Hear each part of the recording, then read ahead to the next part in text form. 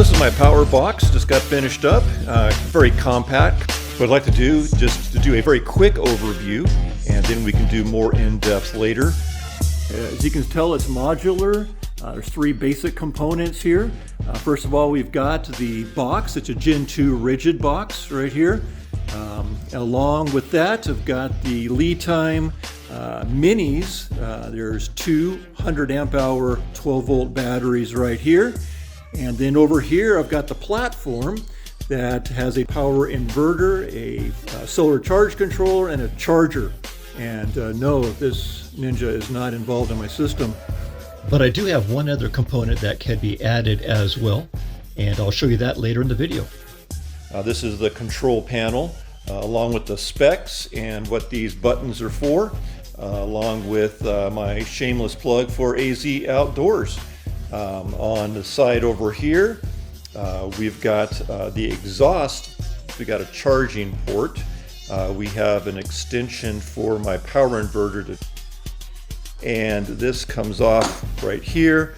And this is my power inverter, and the hot air blows right out of here, along with these are my solar input, and then also toward my battery. On the back, there's actually nothing, but then on this side here, we've got 4 fans. My 60 millimeter fans are going to go to a thermostat to turn on and off, and my 50 millimeters have a variable speed. So this is the Gen 2 rigid box, which is much better than the Gen 1. It's just more rigid, but it opens up here, and here again is everything tightly put in. Again, my 2000 watt power inverter, 20 amp charger, and a 40 amp MPPT solar charge controller. Just some real quick things here. Here's the cord to plug it in. Over on the side here, there's fuses here, and you can tell what fuse goes to what here. Again, another shameless plug for AZ Outdoors. Variable speed fan for my 50 millimeter ones inside. A 60 millimeter, I can run temperature control here. Also, you notice that I've got an extra fuse right here in case I get in the middle of nowhere and for some reason I blow the main fuse. I'm already set here. I've also got my BT2 Remote, so I can run Bluetooth off my phone to, if I'm traveling, I can keep stats on that as well. Inside here, I've got temperature control. Also, again, there's my my control here for my remote. I also have my light right here. When it's dark, it can read things, or you can watch what's going on the charger. Right here, I got some stats on my solar build. And over here, in case I forget where my buttons are going, yeah, I've got 5 buttons, and I've got my gauge, my 60 millimeter fans, miscellaneous. I like to have miscellaneous because if I ever want to add anything, I'd like to have a button around. So I threw in one that I wasn't sure what I'd use. Then my 50 millimeter fans, and then my light. Also on the face, I've got 2 Anderson 30 amp Anderson plug-ins right here. Again, both having their separate fuses up here. Anderson 1's up top, Anderson 2 is down below. Next, I have typical cigarette lighter. You can also put a USB plug in here. And then right here, I've got the USBs. Also, you have a gauge here that tells you everything about the battery. You want to know input of solar and so on. So as you can tell, our battery is about 89% full. So let's go ahead and charge it up. I like the versatility of my charger because I can just disconnect these Andersons here and plug this into my other 12 volt batteries that I have. And so just gives me all kind of options. With the 20 amp charger, as you can tell, this thing is in there really good. It's not going anywhere, no rattling around. You see the power cord coming right through here, and making its way all the way to here. And of course, we're going to plug it in right here. So you can tell there behind the coffee pot, we're plugged in, and we're just going to grab this and plug her in here.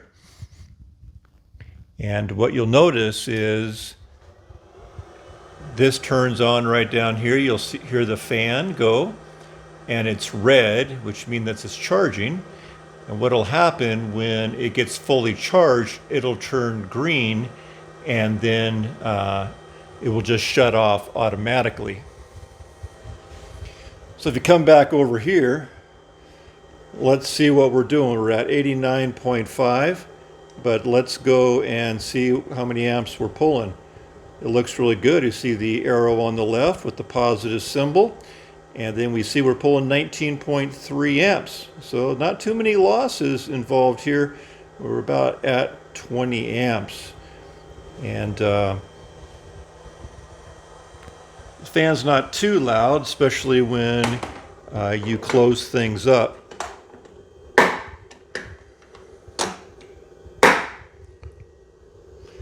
If I want, because there's a fan blowing air in there, I can run my 50 millimeter fans and just take a little bit off that and push the air through the box.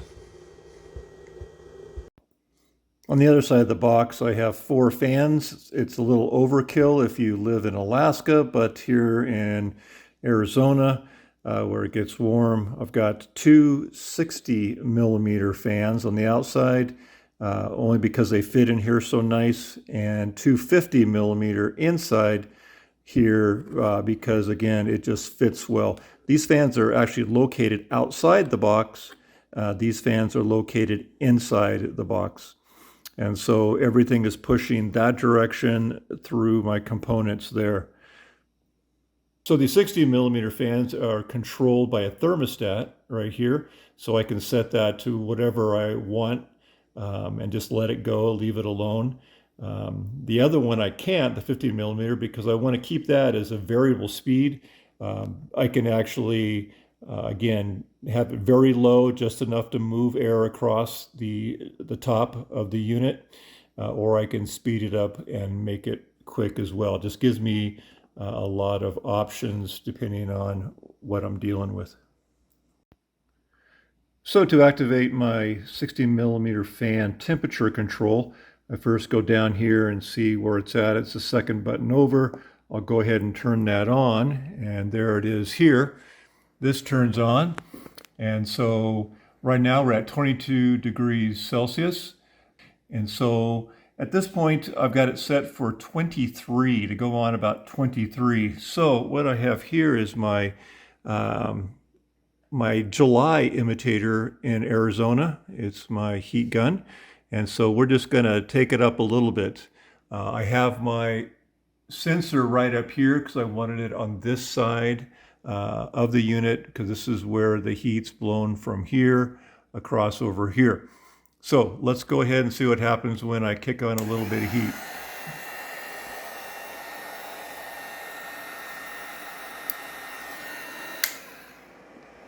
Now you may have heard it click. Makes it just a little bit of a click, so you know that what's going on. And the fans, you can hear them down here. Here they are. So you might ask, where is the power switch to this? I don't have a single power switch to turn off the entire unit, but right now everything is off. There is no drain at all on my unit. If I want, I can hit my first switch, which is my gauge. And so I'll come over here and I'll see what it reads. I'm pulling just a little tiny bit. That's just my gauge. If I want to turn on my power inverter, I'll need to reach inside, turn this on here. If I want to turn on my PV, it's right down here. I press this to disconnect, and I press this back in to connect.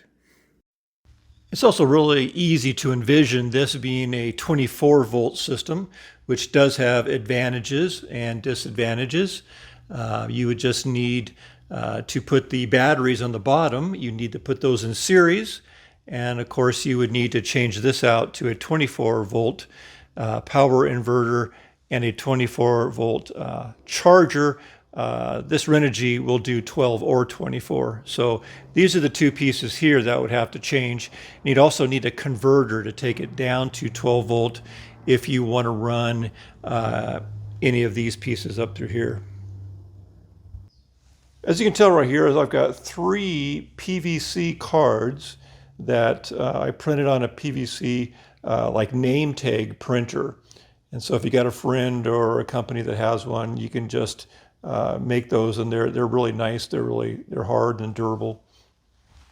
As you can see here, this is how much my unit draws when I have this gauge on, and I have my 40 amp MPPT charge controller on. So I'm pulling just 0.099, like nothing at all. And when I switch this on, which is my power inverter, this will bump things up quite a bit. The fans are on now. They'll shut off. It's just how this one works. It'll run the fans. But when it starts just to settle in, I think we're looking pretty close at like 1.5 amps. A couple more options I have down here. If you look on the far right, I've got a light. So if I come and switch on the light right here, it goes on right up here. It's a good way to look at this charge controller at night or reading something. And what this is, it's just a license plate light you can get. They come in packs of 2.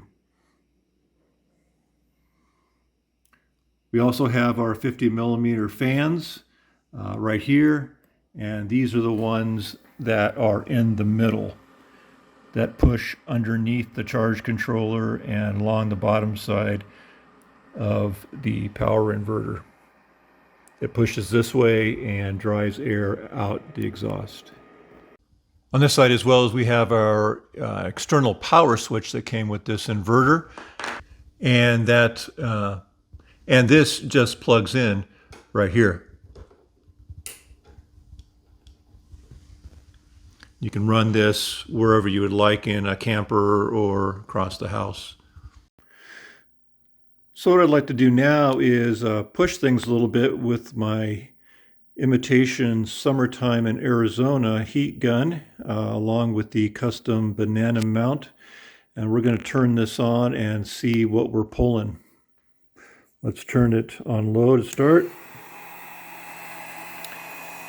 And let's see what we've got here on the gauge.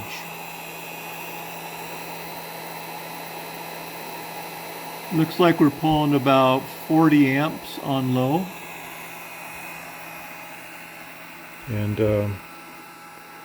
it's very toasty.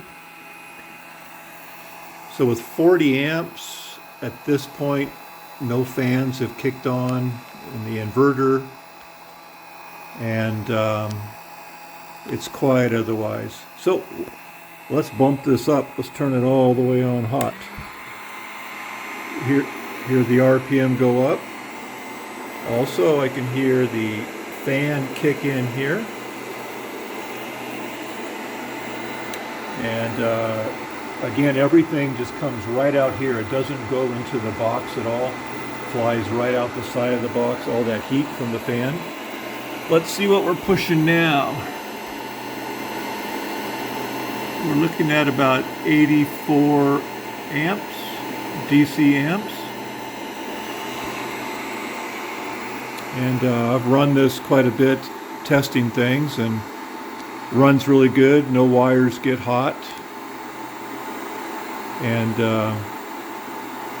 does real well. So I'm asking myself, why fool around with that heat gun when I've got a heater here that pulls 800 watts on low and 1500 watts on high. The fan is kicked on my power inverter. We're looking at about 78 amps. And I put my 50 millimeter fan on as well. So let's bump this thing up to high, which is about 1500 amps. That's what it's rated at. So let's take a look down here.